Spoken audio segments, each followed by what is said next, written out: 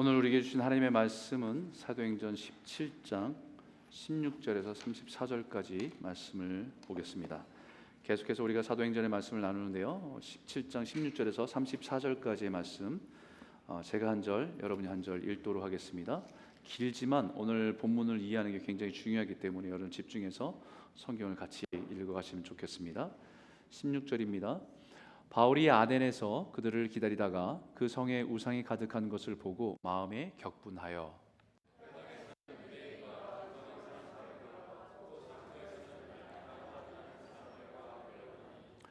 어떤 에피크로스와 스토아 철학자들도 바울과 쟁론할세, 어떤 사람은 이르되 이 말쟁이가 무슨 말을 하고자 하느냐 하고, 어떤 사람이 이르되 이방 신들을 전하는 사람인가 보다 하니, 이는 바울이 예수와 부활을 전하기 때문이로라.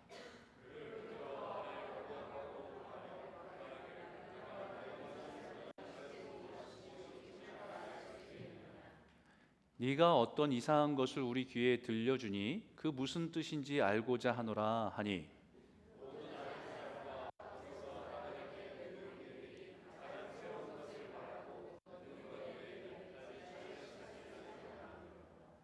바울이 아레오바구 가운데 서서 말하되 아덴 사람들아, 너희를 보니 범사에 종교심이 많도다.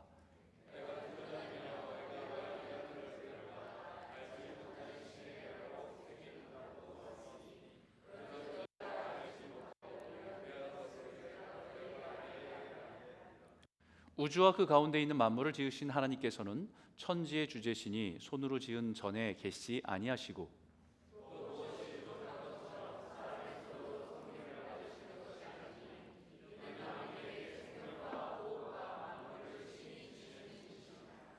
인류의 모든 족속을 한 혈통으로 만드사 온 땅에 살게 하시고 그들의 연대를 정하시며 거주의 경계를 한정하셨으니,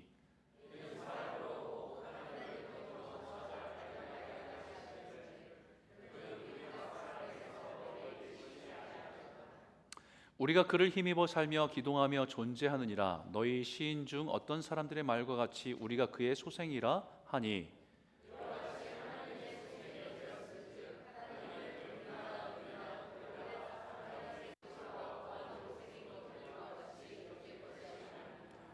알지 못하던 시대에는 하나님이 간과하셨거니와 이제는 어디든지 사람에게 다 명하사 회개하라 하셨으니,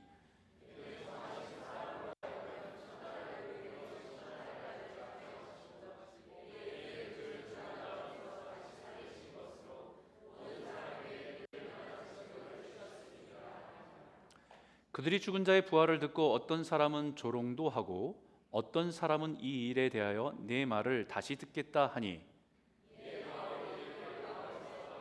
같이 읽겠습니다. 몇 사람이 그를 가까이하여 믿으니 그 중에는 아레오바고 관리 디오누시오와 다말이라 하는 여자와 또 다른 사람들도 있었더라.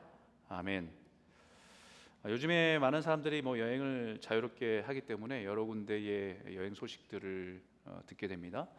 저도 기회가 되면 꼭 가고 싶은 곳이 있는데 버킷리스트 정도는 아니어도 한 번쯤 기회가 되면 가고 싶다라고 하는 곳이 그리스입니다.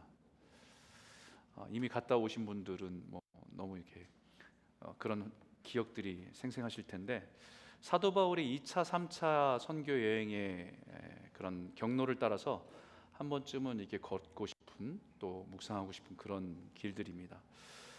뿐만 아니라 그리스의 서구 문명과 민주주의의 발상지라고 할 수 있는 곳이 그리스이기 때문에 언젠가 한번 그 그리스의 아테네는 꼭 한번 가보고 싶다라는 생각이 있습니다. 어릴 때부터 이렇게 달력이 보면 세계 유명 관광지의 대표적인 관광지들이 많이 달력에 있었거든요. 그럼 거기에 늘 빠지지 않고 있었던 게 이 아테네 언덕에 우뚝 서 있는 파르테논 신전을 보게 됩니다. 그러면 옛날에 어릴 때 읽었던 그리스 신화가 머릿속에서 막 돌아가요. 그러면서 야, 대단하겠다. 그 웅장함이나 이런 것들을 한번 보고 싶다라고 하는 마음들이 듭니다.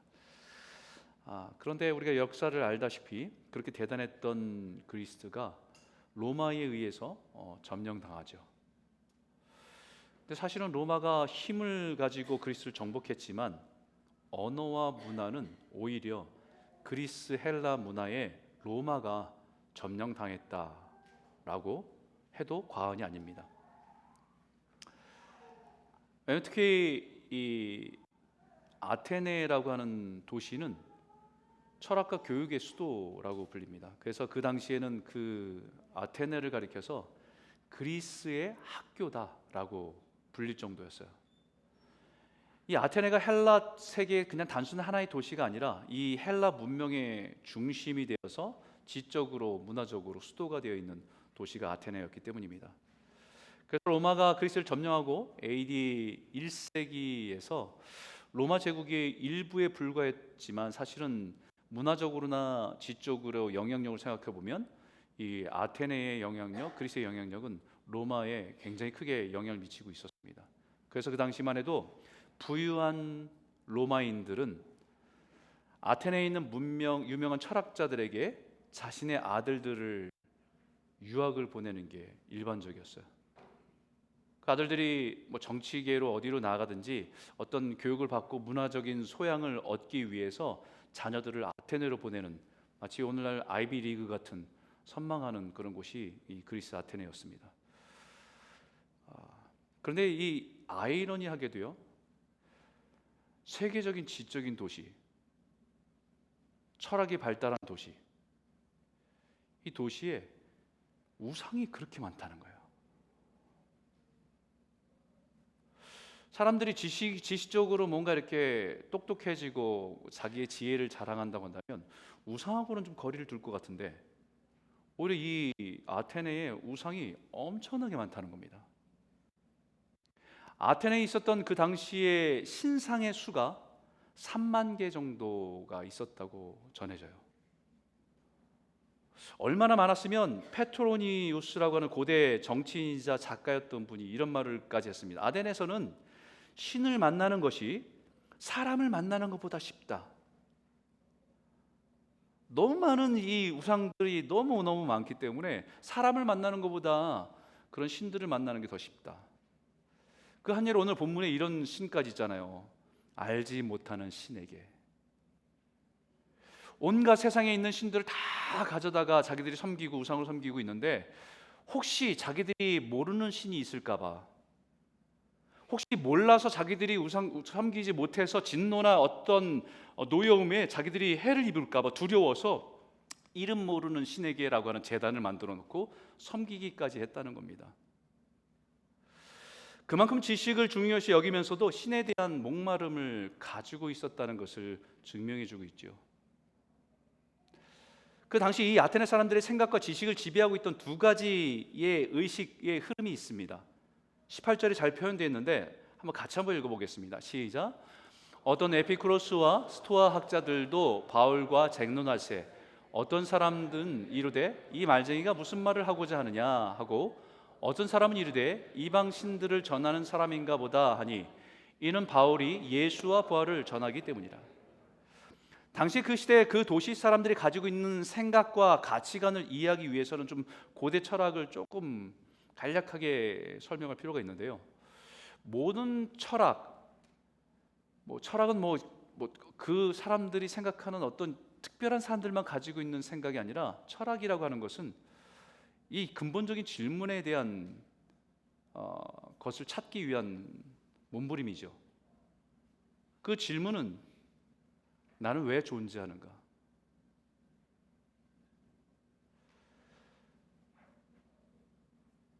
사람이 살아가면서 겪게 되는 이런 고통은, 원하지 않는 고통은 왜 우리에게 이런 고통이 있는가? 이런 고통 속에 살아가는 인생이 과연 행복이라고 하는 것은 뭔가? 그리고 사람은 결국 죽게 되는데, 그럼 죽음 이후에 사람은 어떻게 되는가? 이 근본적인 질문에 대한 답을 찾기 위함입니다. 왜냐하면 이 질문에 대한 답을 좀 찾아야, 어느 정도 좀 찾아야 내가 오늘 어떻게 살아가야 되는지에 대한 답을 갖고 있기 때문에.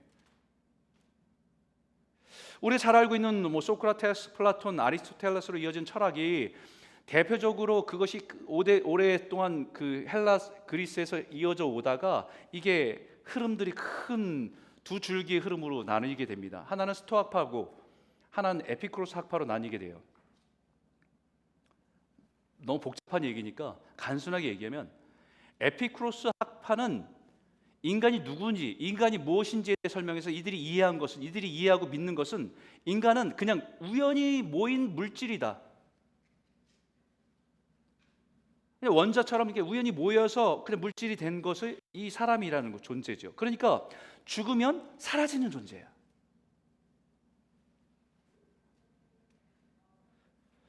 이들이 믿고 있는 인간론입니다.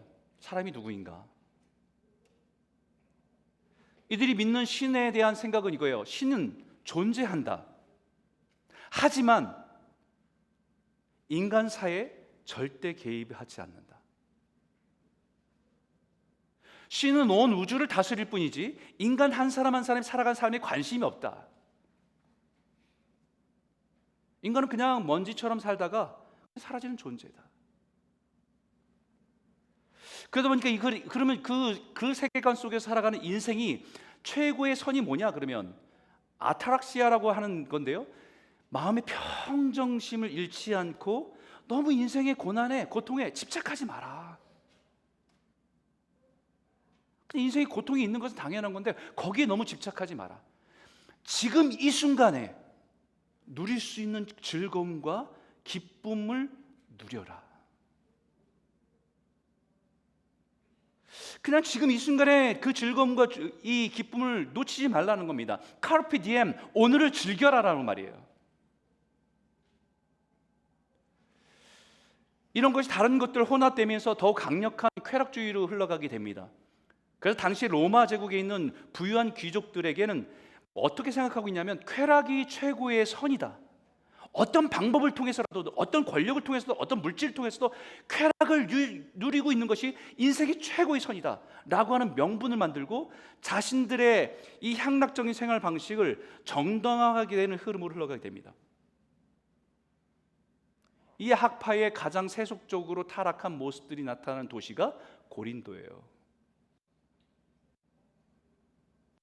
그럼 반면 스토아학파는 우주에는 신적인 이성이 있습니다. 로고스. 신적인 지성이 이 세상을 다스리는데 인간은 그 우주의 하나의 일부기 때문에 다시 그 우주로 돌아가는 존재다라고 그들은 생각합니다. 그렇기 때문에 인생을 살아가면서 겪는 고통에 너무 감정에 이입하지 말라고. 얼마든지 이성으로 그 감정을 통제할 수 있다고. 이들이 얘기하는 인생의 행복론은 이성을 따라서 그 세상의 자연의 질서를 따라서 그냥 덕을 행하고 살아가는 것이 행복이다.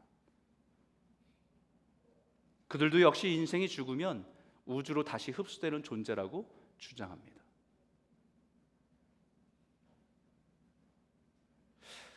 그런 세상에 지금 사도 바울이 예수 그리스도의 복음을 전하고 있는 거예요. 19절인데 우리 한번 같이 한번 읽어볼까요? 함께 읽겠습니다. 시작.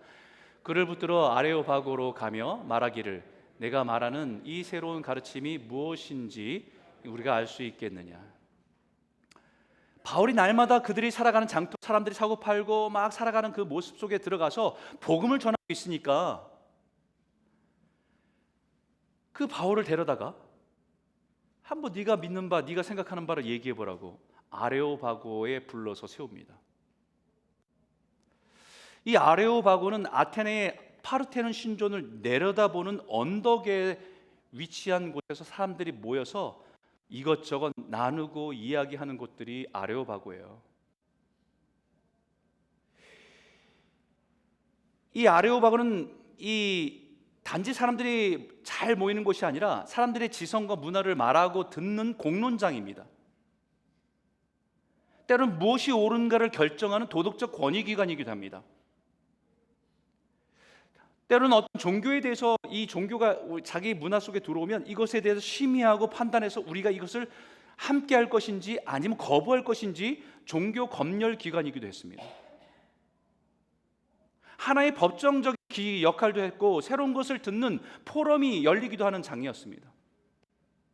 그래서 자신의 문화와 종교, 질적인 질서들을 지키는 최고의 자문기관이기도 했습니다. 그래, 우리가 알고 있는 소크라테스가 독배를 마시게 되는, 처형에 취하게 되는 것이 바로 이 자리에서 결정이 난 거예요. 그곳에 사도 바울을 불러서 세워서 네가 전하는 복음을 한번 말해보라고 사도 바울을 세운 거예요.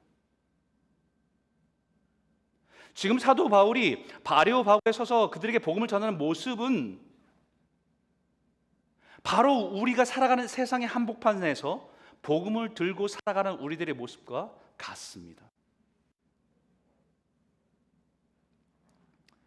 어떻게 보면 그때나 오늘날은 엄청난 기술의 차이, 시간의 차이가 있어 너무 다른 것처럼 느껴지죠. 2000년이 넘는 시간의 차이가 있습니다. 기술과 과학의, 의학의 여러 가지 발달이, 이런 걸 생각하면 너무나 많은 차이가 있지만, 그러나 전혀 다른 것 같지만요, 본질적으로 인간은 같아요. 전혀 다른 것 같지만 우리들이 가지고 있는 인간의 본질적인 질문은 다르지 않습니다. 인생이 뭐냐? 나는 왜 존재하는 걸까? 정말 인생을 살아가는데 왜 고통은 왜 있는 것이고, 고통이 있다고 한다면 이것은 어떻게 극복해야 되는 건가? 그럼 이렇게 살아간 우리 인생의 행복은 도대체 뭐야? 그 죽음은 어떻게 되는가?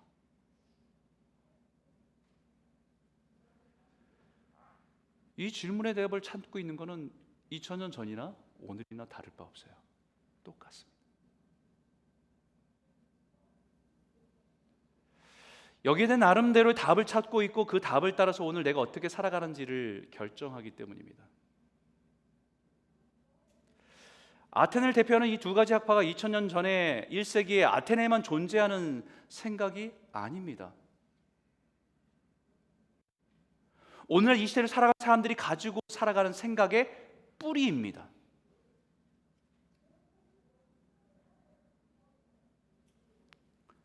신을 부정하고 인생의 의미를 찾으려고 하는 몸부림이기 때문에 때로는 신을 인정하지만 인격적인 관계가 없는, 멀리 떨어져 있는 우주를 다스리는 거대한 존재로 보면서 그 안에서 인생의 의미를 찾으려고 나름 애쓰는 거예요.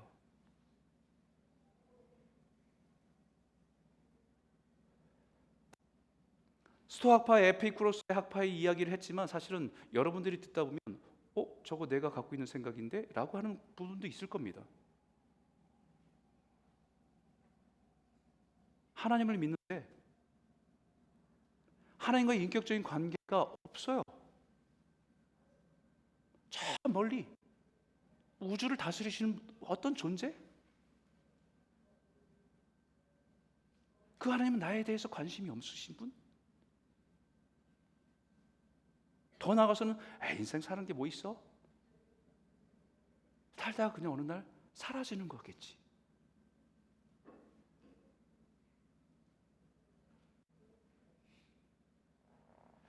어차피 인생은 죽으면 사라지는 존재이기 때문입니다. 그러니 지금이 중요해, 이런 얘기 하잖아요. 지금 네 감정에 충실해. 지금 네가 제일 즐겁고 행복하면 되는 거지 뭐. Your life, you only live once. 한 번 사는 인생, 네가 하고 싶은 거 하면 되는 거지. 인생 뭐 있냐? 카르페 디엠, 오늘을 즐겨라. 지금이 중요해. 여러분, 수없이 우리가 듣는 얘기들이에요.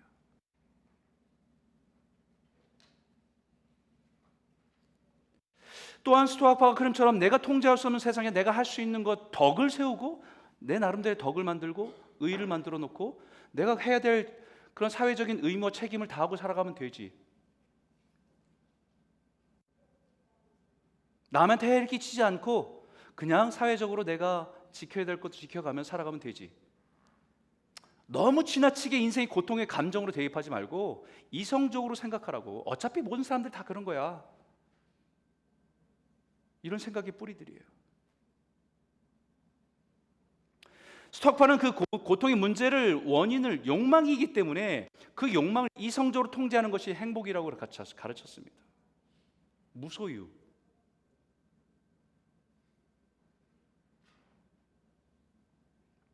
오늘날 우리들의 생각과 사회적인 가치관과 전혀 무관하지 않습니다.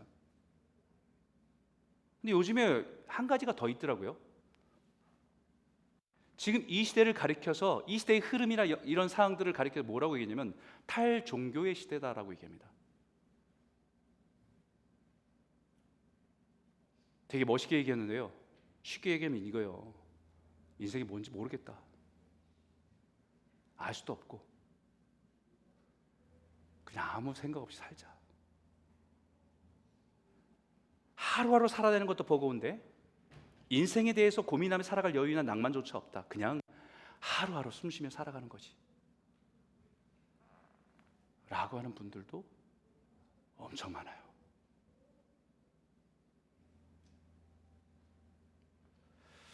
근데 이 두 학파가 바울이 전한 복음에 관심을 갖습니다. 사실 복음에 대한 관심이 아니라 그들 안에 있는 목마름과 공허함을 잘 보여주고 있는 거예요. 새로운 가르침이 무엇인지 그들의 호기심일 뿐입니다. 그것을 21절에 이렇게 말하는데 같이 한번 읽어보겠습니다. 시작. 모든 아덴 사람과 거기서 나그네 된 외국인들이 가장 새로운 것을 말하고 듣는 것 외에는 달리 시간을 쓰지 않음이라. 여러분, 우리도 새 것 좋아하잖아요, 그죠? 새 것 엄청 좋아해. 쓰던 셀폰도 한 1, 2년이면 다 바꾸잖아요.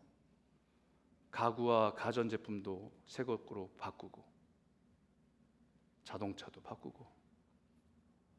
새 것으로 바꿀 때 우리한테 주는 이 기쁨이 있잖아요. 얼마 못 가지만. 심지어는 사람도 바꾸고 교회도 바꾸고 바꿀 수 있는 건 다 바꿔요. 이렇게 새로운 것을 찾는 것은요, 우리 마음, 영과 마음이 공허하다는 증거예요. 하나님을 떠난 사람들에겐 채워지지 않는 공허와 허무함의 빈 공간이 있습니다. 사람에게는 하나님의 자리가 있어요. 근데 그 하나님의 자리가 하나님으로 채워져야 그것이 만족이 있고 기쁨이 있는데, 그것이 없으니까 계속 무엇인가를 그 안에 채우려고 하는데 잠깐은 채워진 것 같은데 채워지는 공허함을 금방 호소하게 되는 것이 인생이에요.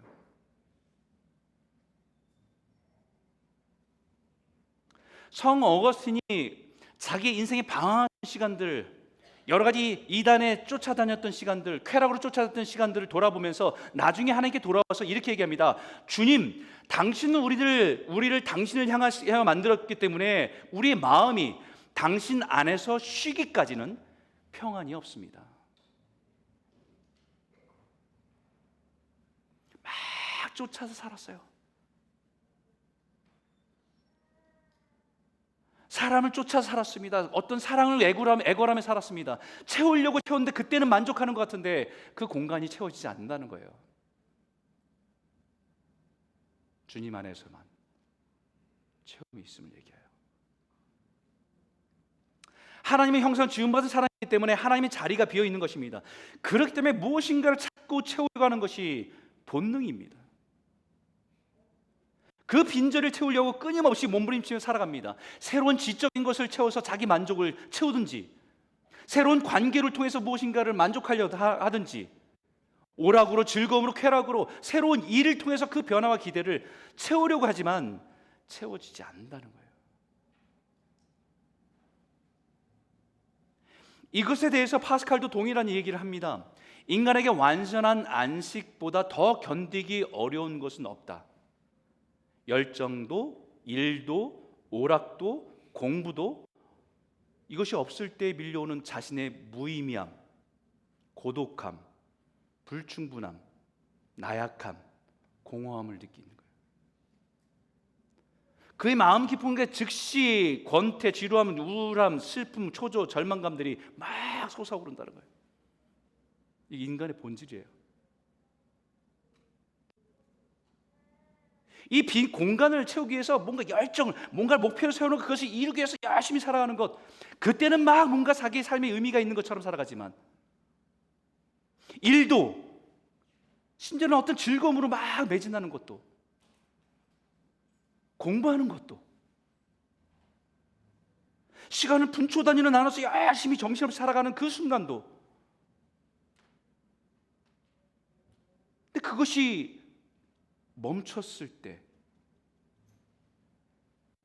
밀려오는 것은 무의미함, 고독함, 불충분함, 나약함, 공허함.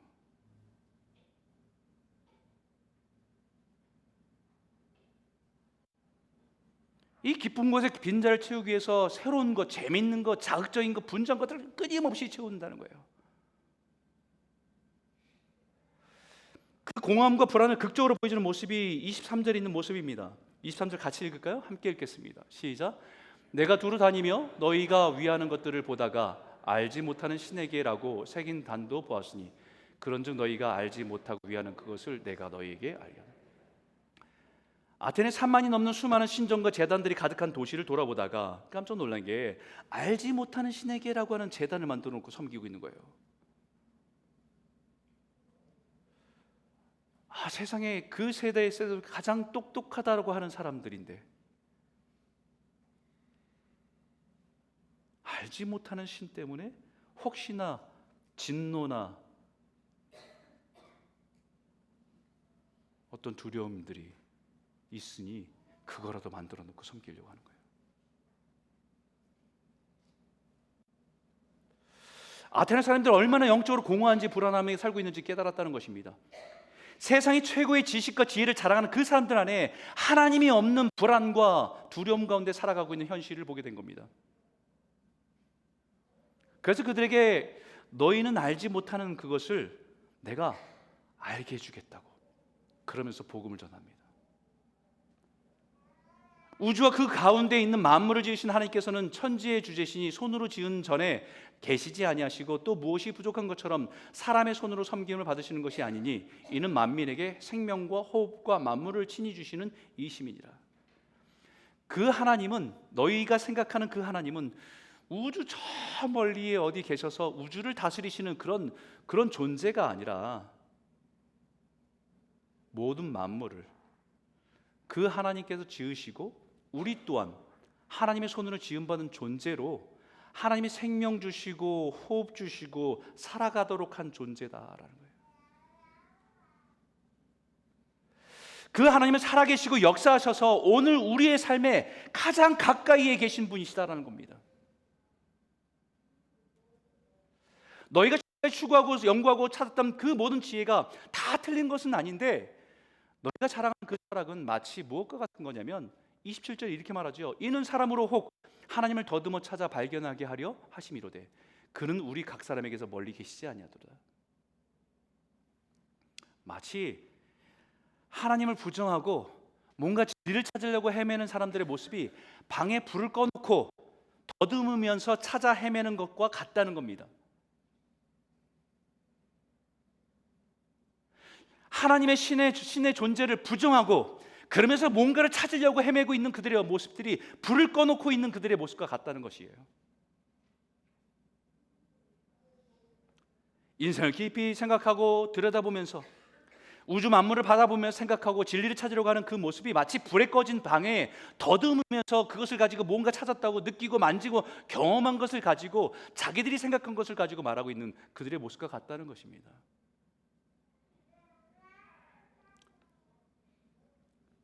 그러니 이제 불을 켜고 보라는 것이에요.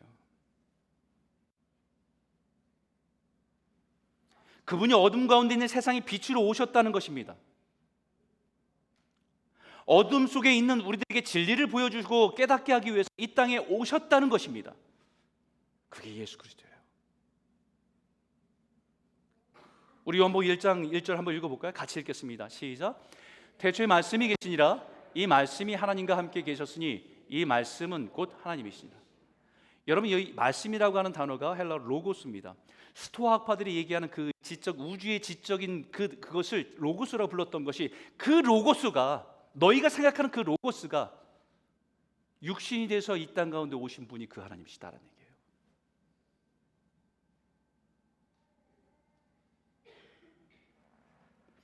그 빛이 참빛 곧 세상에 와서 각 사람이 비추는 빛이 있었나니 그가 세상에 계셨으며 세상은 그로 말미암아 지은 바 되었으며 세상이 그를 알지 못하였거라고 요한복음에 말하죠. 그저 어둠 속에서 헤매고 있는 그들에게, 더듬으려 찾고 있는 너희들에게 지금 하나님을 거부하고 진리를 찾으려고 애쓰는 것이 너무 안타깝기에 하나님은 그 빛으로 오셨다는 거예요.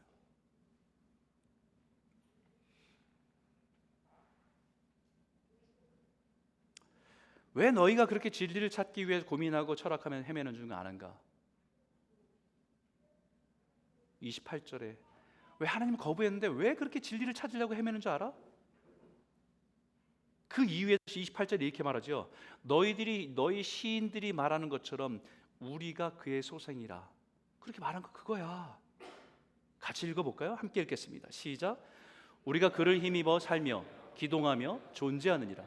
너희 시인 중 어떤 사람들의 말과 같이 우리가 그의 소생이라 하니 이와 같이 하나님의 소생이 되었은즉 하나님을 금이나 은이나 돌에다 사람의 기술과 고언으로 새긴 것들과 같이 여길 것이 아니니라.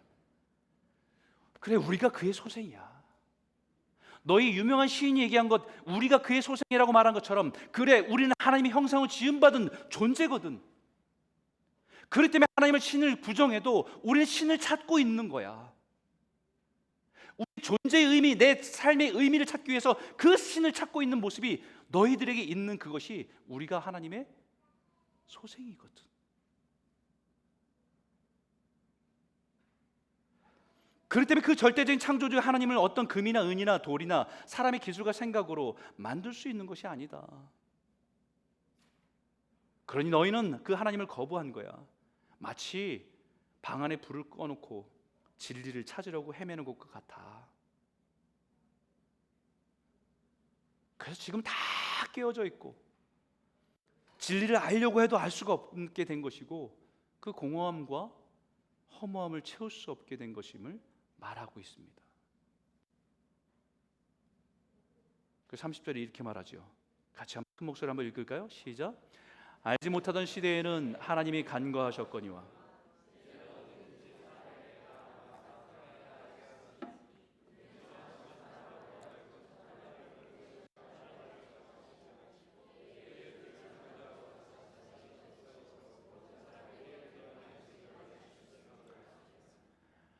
하나님을 알지 못하던 때, 하나님을 무시하고 살아가는 때가 있었지만 그때는 하나님이 참고 기다리신 것입니다.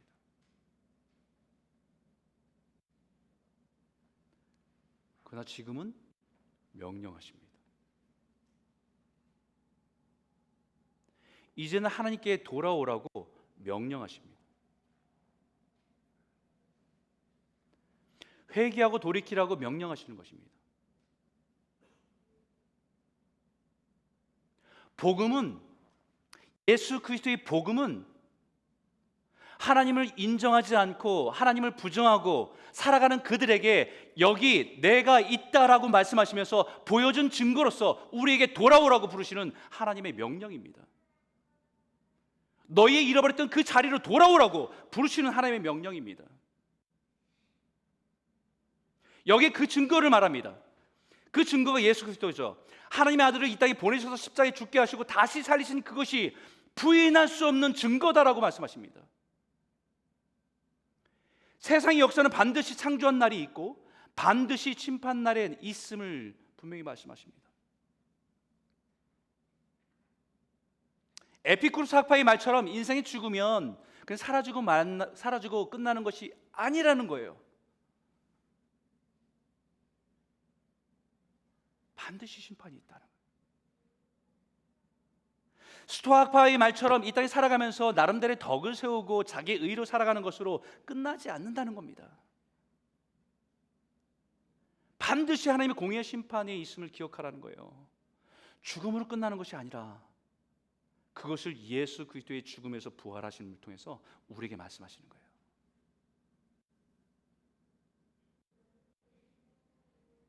그날은 이미 정해져 있습니다.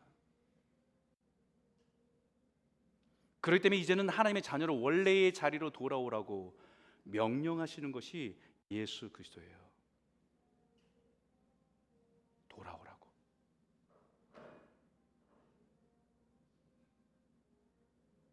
그 말씀이 이 말입니다. 같이 한번 읽겠습니다. 시작. 영접하는 자, 곧 그 이름을 믿는 자들에게는 하나님의 자녀가 되는 권세를 주셨으니 이는 혈통으로나 육정으로나 사람의 뜻으로 나지 아니하고 오직 하나님께로부터 난 자들이니라. 하나님의 소생, 하나님의 형상으로 지음받은 존재였지만 죄로 깨어진 세상의 어둠 속에서 헤매고 살아간 존재에게 이제 다시 예수를 하나님으로 받아들임을 통해서 그 이름을 믿는 것으로 다시 하나님의 자녀로 돌아오라는 거예요.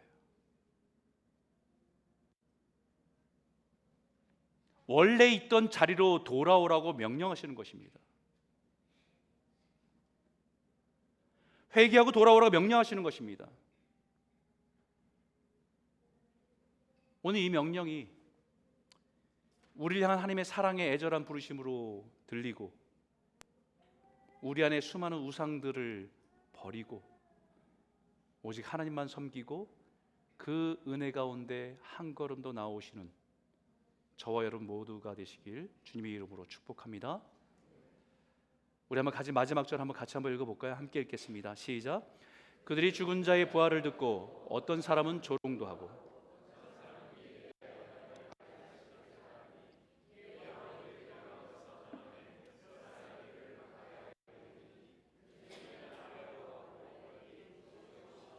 다말이라 하는 여자와 또 다른 사람들도 있었더라.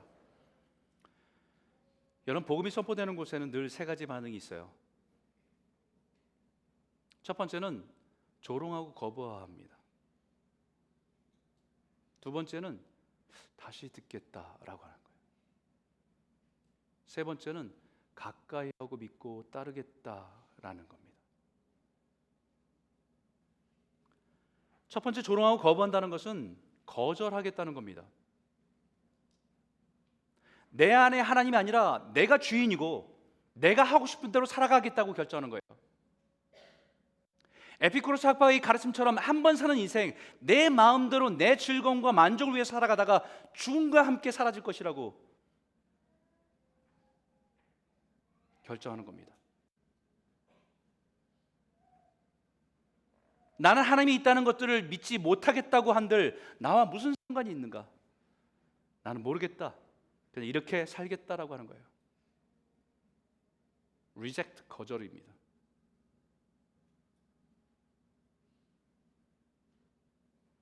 두 번째는 다시 듣겠다라는 것은 조금 더 알고 싶다는 거예요. 진리에 대해 조금 더 듣고 싶고 배우고 싶다는 겁니다. 내 인생이 이렇게 중요한 문제를 조금 더 신중하게 찾고 확실하게 믿고 싶다는 태도입니다. 굉장히 중요한 태도죠. 그냥 두려워서, 심판받을까 두려워서 두려움에 믿겠다고 맹목적인 신앙이 아니라 내가 무엇을 믿는지, 왜 믿어야 되는지, 정말 그것이 진리인지 분명히 알고 싶다는 진지한 고백입니다.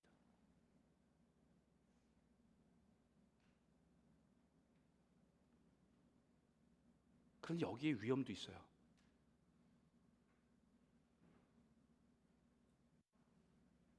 지금 당장 예수를 주로 고백하며 살아가는 삶을 살기에는 내가 포기할 게 너무 많아요. 그 뒤로 삶에 미루고 싶다는 거예요.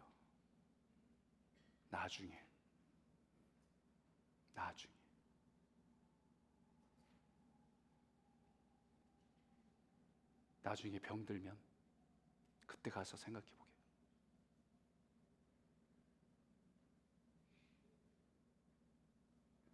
세 번째는 더 가까이 믿으며 나아오게 됩니다. 예수 그리스도의 복음은 우리를 주님께로 더 가까이 이끌어갑니다. 예수를 더 깊이 알아가는 기쁨으로 우리를 인도합니다.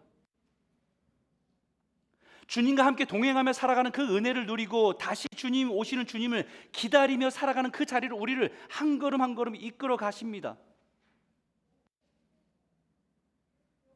그래서 우리의 인생이 나이가 들고 병들고 우리 삶이 끝을 향해 갈아갈 때 우리 마음 한구석에서는 우리가 주님께로 더 한 걸음 한 걸음 가까이 가고 있음에 대한 소망도 커져가요.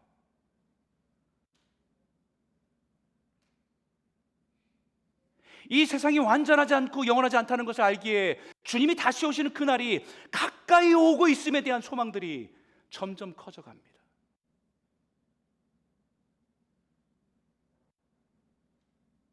처음에는 우리 하나님 앞에 심판에 대한 두려움들로 우리가 이 믿음에 내 인생의 고민을 가지고 주님을 믿기로 결정했지만, 그 믿음 속에서 우리 인생을 한 걸음 한 걸음 인도하시는 매 순간마다 살아계신 하나님의 은혜를 경험하면서 주님께로 더 가까이 인도하십니다. 10년 전보다는 오늘이 더 가까이.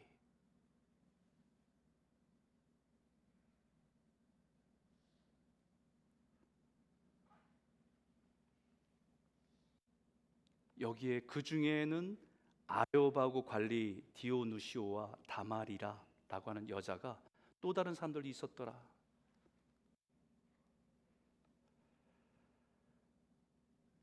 조롱하고 거부한 사람들 누군지 모릅니다. 다시 듣겠다고 한 사람들도 누군지 몰라요. 그러나 더 가까이 믿음에 나온 사람들의 이름이 기록되어 있어요.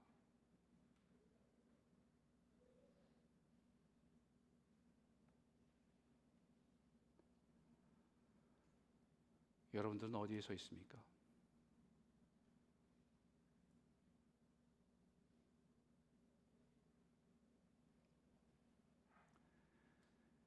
여러분, 예수를 믿는 믿음에서 이 스토아파와 이 에피쿠로스 학파의 신앙이, 이것이 가르침이 막 뒤섞여 있는 분들도 많아요. 하나님을 믿죠. 너무 멀리 계셔.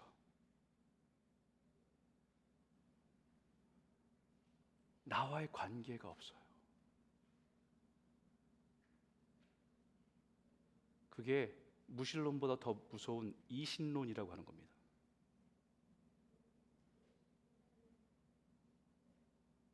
여러분, 예수님 믿고 예전보다 주님께 더 가까이 가셨어요.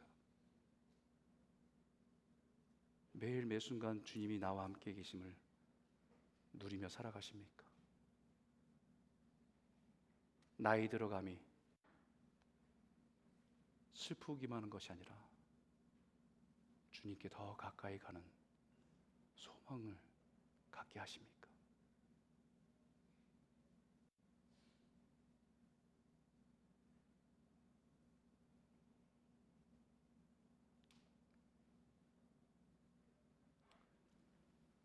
오래 신앙생활을 하고 있지만 내 안에 에피쿠로스 학파와 스토아 학파 같은 생각으로 가득 차고 내 인생에 더 이상 내 삶에 하나님을 주로 믿고 고백하며 살아가는 것을 거부하고 살아가고 있지는 않습니까?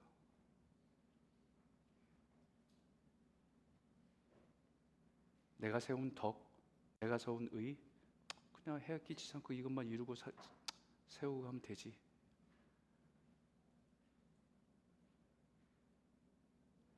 아니면 말씀을 들을 때마다, 복음을 들을 때마다 고개가 끄덕여지지만 지금은 조금, 나중에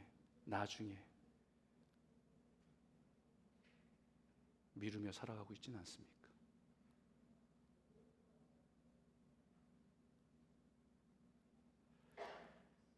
이제는 주님께 더 한 걸음 한 걸음 가까이 나아가시기를 바랍니다. 주님은 살아계시고 오늘도 일하고 계시고 우리의 신음까지도 들으시는 분이, 가장 가까이 계신 그분이, 그 사랑 가운데 머물고 그 은혜를 따라 살아가고 다시 오실 주님을 소망하며 살아가는, 진짜 신앙으로 살아가는 저와 여러분 모두가 되시길 주님의 이름으로 축복합니다. 기도하겠습니다.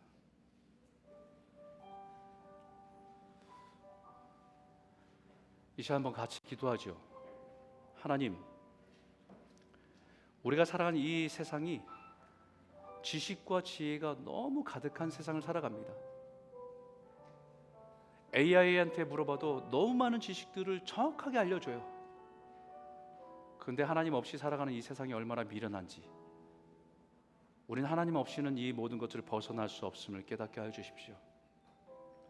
엄청난 정보의 홍수 속에서 하나님을 아는 지혜로 살아갈 수 있도록 인도하여 주시옵소서. 하나님 없이는 우리 안의 내면의 공허함과 허무함, 이것을 우월함, 이것을 채우지 못합니다. 이것을 벗어나지 못하는 한계를 살아갑니다. 그러나 하나님의 자녀의 권세를 누리게 하셔서 평안을 누리게 하여 주시옵소서.